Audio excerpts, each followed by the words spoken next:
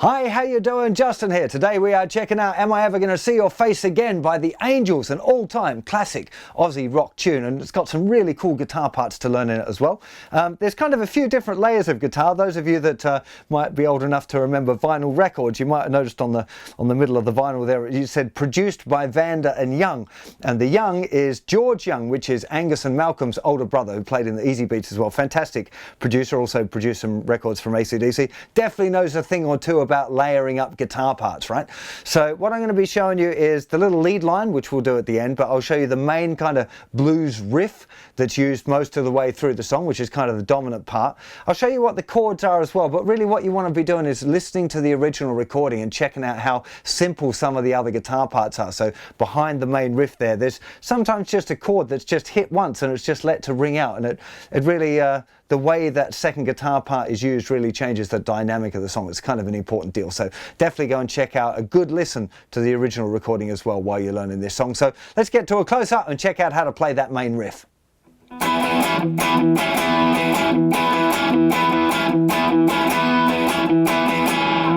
Okay, that's riff number 1. Super cool riff it is as well, and we're going to be learning it in E, which is the key of the original song and the first chord. So we start with the first finger in the 7th fret of the 5th string, which is the root note, the note E.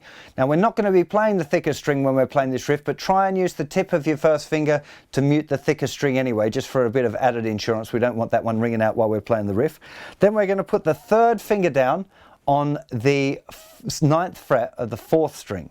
Okay, so that's our little E5 power chord. Okay, we're going to be using all down picks for this riff as well. We'll talk about that a little bit more in a sec. But what we've got to suss out now is adding little finger down in the 11th fret of the 4th string. So the same string as your 3rd finger is on, okay? And we're going to be adding little finger on beats 2 and 4. So let me play that riff for you now nice and slow so you can kind of see what's going on. I'm going to do a count along with it as well. So make sure you notice the way little fingers going down on beats 2 and 4. So we have 3 and 4 and 1 and 2 and 3 and 4 and 1 and 2 and 3 and 4. 1 and 2 and 3 and 4 and 1 and 2 and 3 and 4. Okay, so all down picks starting from around the 5th string, and we're going to be playing the chord first twice, then the little finger goes down. Now the next one, which is the and after 2, it's very quiet. It's kind of more you're just hitting the 5th string really. You don't want to be playing the whole chord because it sounds more like...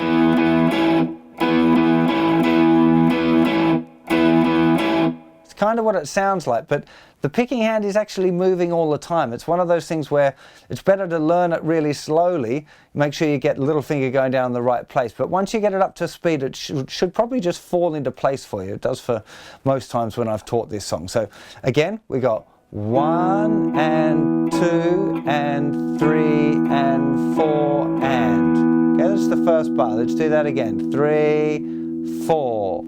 1 and 2 and 3 and 4 and 1, 2, 3, 4 and again 1 and 2 and 3 and 4 and 1, 2, 3, 4. Now the second bar, nothing is played on beat 1. Okay, we get 1 and 2, 3 and 4. Okay, is what's going on in the second bar. Nothing on 1, then and 2 and 3 and 4. Okay, those 2 bars together now, nice and slow. 3 and 4 and 1 and 2 and 3 and 4 and 1 and 2 and 3 and 4. 1 and 2 and 3 and 4 and 1 and 2 and 3 and 4. 1 and 2 and 3 and 4 and 1 and 2 and 3 and 4. 1 and 2 and 3 and 4 and 1 and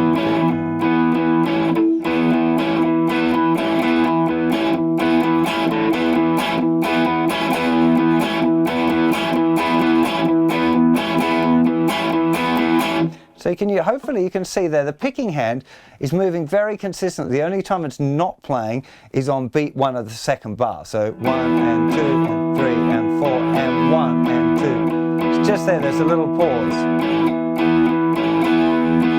My hand tends to keep moving most of the time anyway. I do a little down motion even though I'm not playing. It doesn't really matter if you do that or not. But what is important, you realize you can add a little bit of palm mute into this, not all the time, but if you just use the outer part of your palm to somewhere just within, say, a centimetre of the bridge, so quite close. It's not this kind of heavy palm muting. Okay, and you can use that dynamically by not having any palm mute.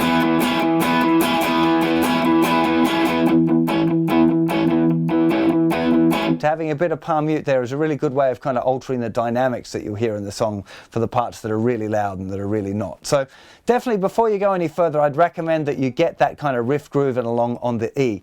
If you're really struggling to get the little finger to reach up to the 11th fret, one of the cheats I used to do when I was a youngster was use my second finger for the power chord there, and it made stretching up to with the little finger a little easier. Now, I kind of recommend trying it with the third finger because that kind of a stretch, it's not a massive stretch, and it just takes a little bit of time and practice to get used to the stretch. You know, all of those things. You don't, you know, if you find it difficult at the beginning, the only solution is slowly trying to get that practice up. Don't hurt yourself, but just do it a little bit at a time and gradually work it up. Just like, I don't know, touching your toes if you can't. You know, it just takes consistent practice with the stretch. And there's also an exercise on my website called the finger stretching exercise. A weird title for a finger stretching exercise, isn't it? But anyway, there's an exercise on the website that you might like to check out that will help you if you're struggling with that stretch. So once you feel confident doing the riff in E, we also need it on an A and a B root note. So the root note for the E was there under the first finger, 7th fret of the 5th string, okay? That's the note E. That made that an E riff. When we want to play it in A, we need to move that root note to the note A, which is going to be here, which is the 5th fret of the thicker string. Third finger will go down in the 7th fret of the 5th string. Little finger will bounce on and off 2 frets above the third finger. Exactly the same pattern.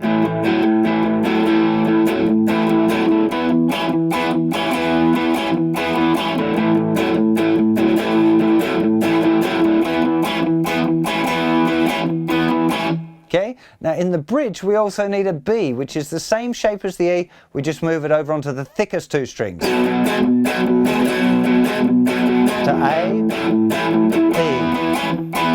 Now there's one little thing there that's a little bit weird, which is the jump to the E happens on the and after 4 of the first bar of the riff, because remember it's a 2-bar riff, so 1, 2, 3, 4, 1, 2, 3, 4, 1, 2, 3, 4, and 2, 3, 4. So that jump to the E is on the and after 4. Okay, listen again.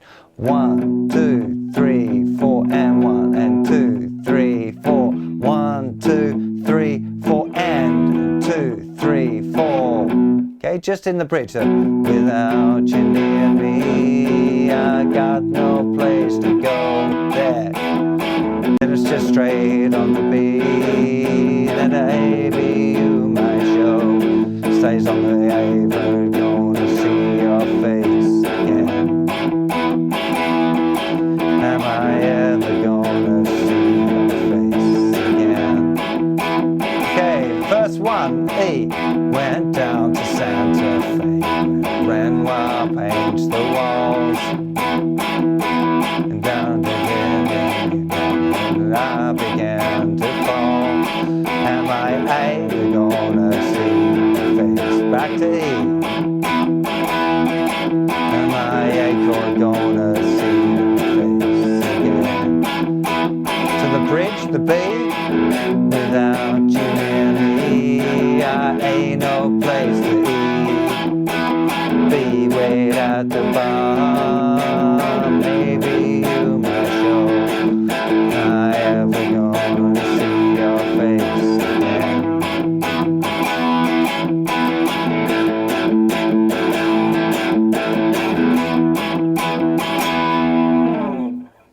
So we've covered the main kind of guitar parts, but it's also important to realize that there are other more simpler parts going on. It's still just the same old regular chords. So we've got an E chord, an A chord, and a B power chord. Okay, so on the E, went down to Santa Fe where Renoir paints the walls. It told you clearly, but the sky began to fall. Am I ever gonna see your face again? Am I ever gonna see your face again? And then to the B, without you near me, I got no place to go. Wait at the bar, maybe you might show. Am I ever gonna see your face again? Am I ever gonna see your face again? Okay, so just having a second guitar part where you're playing E, A, and the little B5 power chord is a really nice second guitar part. Again, listen to the original recording and check out the way those nice simple chords ringing out there really work great. You could, of course, also, if you're struggling with doing the big stretch up there for the E to the A, you can definitely play it in open position. Those doing my beginner's course will already know the pattern.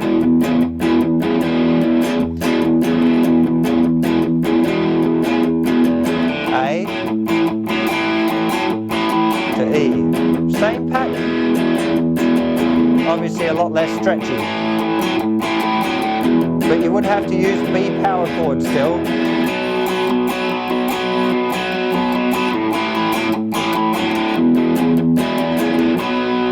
Okay, because the B stretch down there at the second fret is very... You could do it.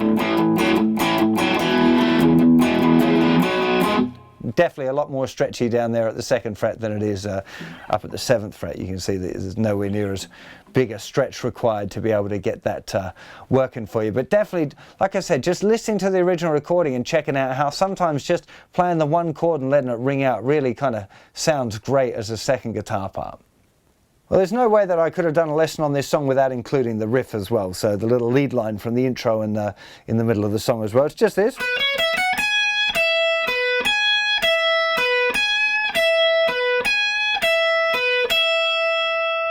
Very simple.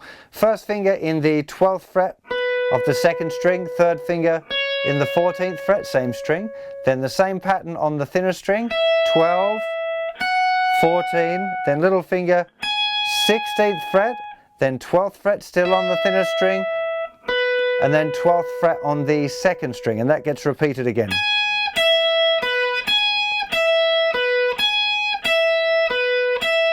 And finishing with the first finger on the 12th fret of the thinner string. One thing that's worth noting there, the first finger, you don't want to try and jump over, so you want to put it a little flatter than usual on the thinner string so that you can kind of roll the first finger onto the tip to play that 2nd string and roll it back. You want to be able to control whether the notes are ringing out together or not. You can hear a little bit on the record sometimes the notes are ringing out together, but I think as an exercise you should be making sure that you can control it and not letting them ring out. So just let's go through that pattern again. It's just this: 12, 14, 12, 14, 16, 12, 12, 16, 12, 12, 16, 12, 12, 16, 12, 12, 12 on the thinner string.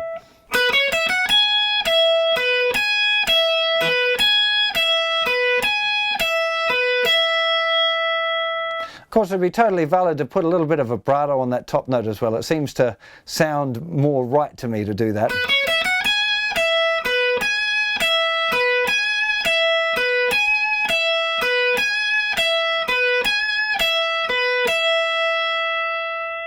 So I've given you now all of the puzzle pieces that you need to play this song, but what you need to be doing now is listening to the original recording and copying the arrangement, okay? So exactly what bits go where, and there's a couple of bits that maybe I haven't explained exactly to you, where it might play an A chord and just hold while the riff goes, for example, the rhythm guitar under the lead line, okay? It's just an E and an A chord, but have a listen to it. You know, at this point when you're learning these kind of tunes, it's definitely not a beginner tune, this one, so you should be trying to get your ears on the original recording and trying to suss out a little bit more depth to the song, you know, and some of that involves using your ears to learn the songs. You shouldn't just be always using tabs and having other people tell you what to do. You want to get your ears onto stuff when you're learning things, and it's really the best way to learn stuff. Okay, so the conjunction of what I've given you now and listening to the original recording, you should be able to really nail this tune. It's a great one to be playing in a band as well if you're lucky enough to have some guys that you can jam with. You know, really good fun. So I'll see you for plenty more Aussie rock very soon. You take care of yourselves. Bye bye.